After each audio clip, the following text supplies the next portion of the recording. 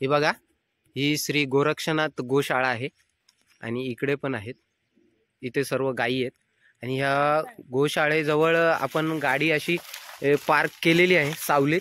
आणि आपण आज जी पाचू पांडव देवी आहे, पांडवांनी जे एका रात्रीत मंदिर घडवलंय, त्या पाचू पांडव देवीचं दर्शन घेण्यासाठी जात आहोत. आणि पुढे जे आटगावच्या जवळील एक छोटंसं प्राचीन शिवमंदिर आहे, त्या शिवमंदिराचं पण दर्शन आपण घेणार आहोत.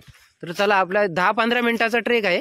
तर ह्या इकडनं असं आपण बाजूने इकडनं जाऊया आणि आपलं देवीचं दर्शन घेऊया. आटगाव जवळच आहे हे पुन्नदे गाव. आता आपण हा जो शेड आहे, हा समोरचा माझा बोट आहे त्याच्या बाजूने, तर तिथून आपण पुढे असं जाणार आहोत पाण्यासाठी. आणि आपला हा इथे जो गोरक्षनाथ जी गोशाळा आहे तिथला एक मुलगा आहे, तो आपल्याला रस्ता दाखवण्यासाठी येत आहे. तर आपण पुढे असं जाऊया आणि पुढे त्या रस्त्याच्या बाजूला छोटीशी विहीर आहे, त्या विहिरीच्या बाजूने पुढे आपल्याला जायचंय. तर चला, आपण आपल्या प्रवासाला सुरुवात करू. हे बघा, आपण ट्रेकला सुरुवात केलेली आहे. आणि मी आपल्या प्रत्येक ट्रेकमध्ये सांगतो की कुठल्याही ट्रेकला जाताना तुम्ही जी प्लास्टिकच्या पिशव्या असतील, बॉटल्स असतील, कचरा असेल, तो जसा बरोबर आपण ते प्लास्टिक वर घेऊन जातो तसंच खाली पण घेऊन या. कारण हे आपण जातो ह्या प्राचीन स्थळी, त्या प्राचीन ठिकाणं आहेत, तिथे तुम्ही खराबी करू नका, कुठल्याच प्रकारचे कचरा टाकू नका, घाण करू नका. त्यामुळे जे त्यांचं पावित्र्य आहे ते टिकून राहील. हे बघा, आपण बघू शकतो बाजूलाच हे वेताळ देवाचं छोटंसं मंदिर आहे. आणि अमोल आणि आम्ही दोघेजण जात आहोत पुढे दर्शनासाठी. आणि हा सत्यम आपल्याला रस्ता दाखवण्यासाठी, सत्यम यादव म्हणून आहे, तो रस्ता दाखवण्यासाठी आपल्याला येत आहे.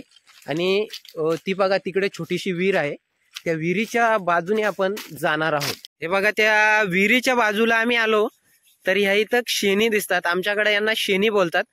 जे गाईचं शेण असतं त्यापासून बनवतात, त्याला गौऱ्या पण असं बोलतात.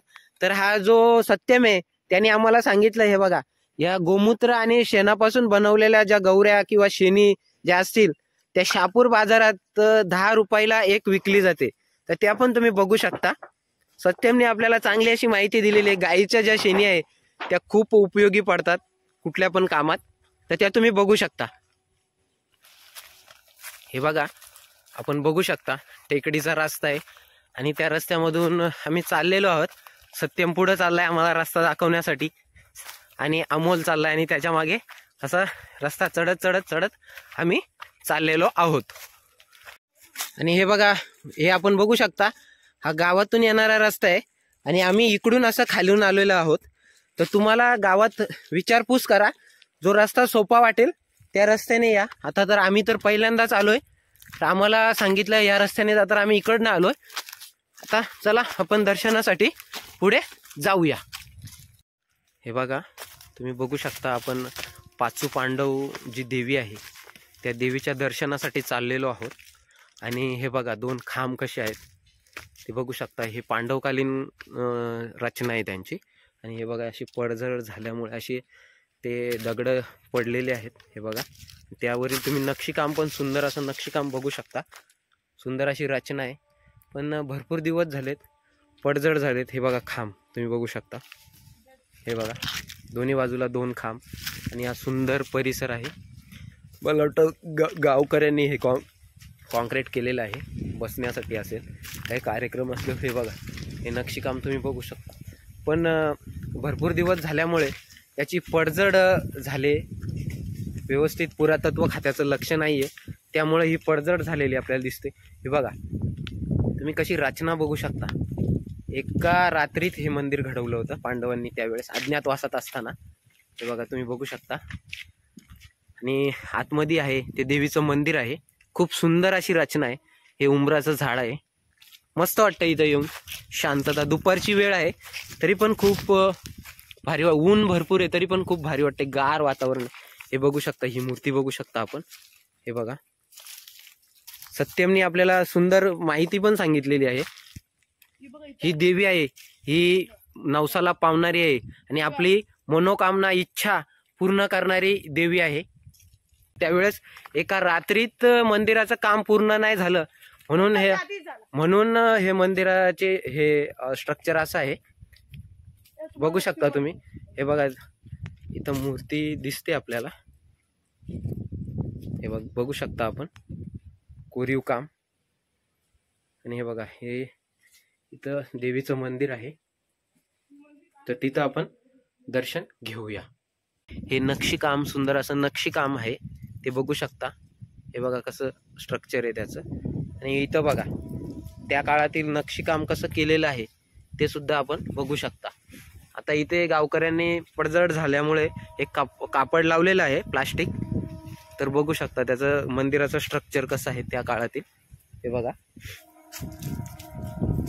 हे बघा इथे देवीची मूर्ती कोरलेली आहे. हे बघा, आणि त्याच्या बाजूला नक्षीकाम आपल्याला दिसत आहे. हे बघा, बघू शकता आपण चारी बाजूनी त्याची व्हिडिओ घेत आहोत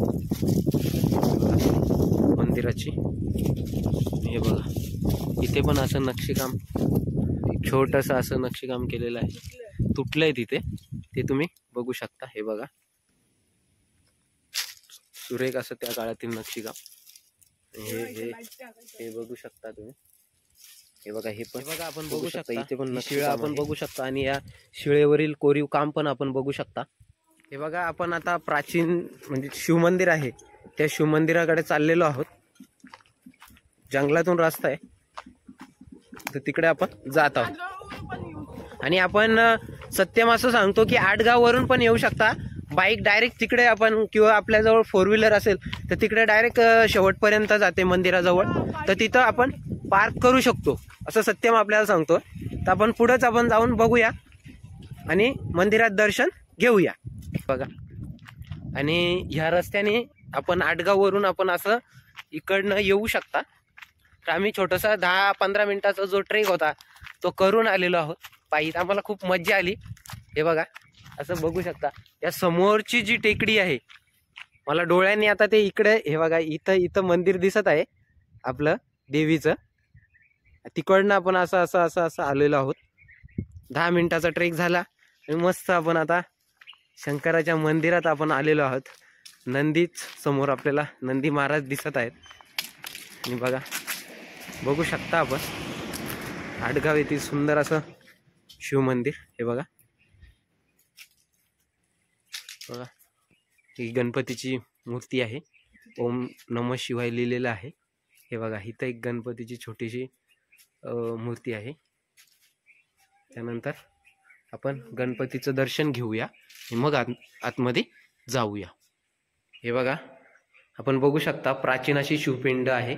मंदिराचं बांधकाम नवच आहे, तसं जुनं नाही आहे, पण शिवपिंड ही प्राचीन आहे. ते बघू शकता 2 शिवपिंड आहेत.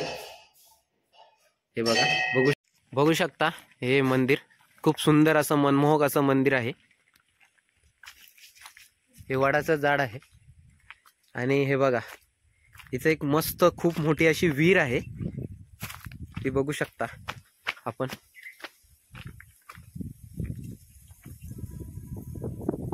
आणि बाजूला हे आडगाव गाव आहे पुढे. हे बघा, मंदिरात आपण दर्शन घेतल्यानंतर आपण इकडे जर असं आलो या बाजूला, रस्त्याच्या एकदम बाजूला, तर इथे आपली लहानशी देवाची एक शिळा आहे, तर तिचं आपण दर्शन घेतलेलं आहे. आणि हे बघा तुम्ही बघू शकता असं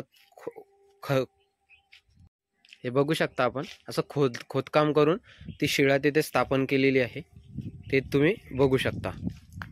आणि बाजूनी दगडी बांधकाम केलेलं आहे आणि एक झाड आहे त्याच्या बाजूला.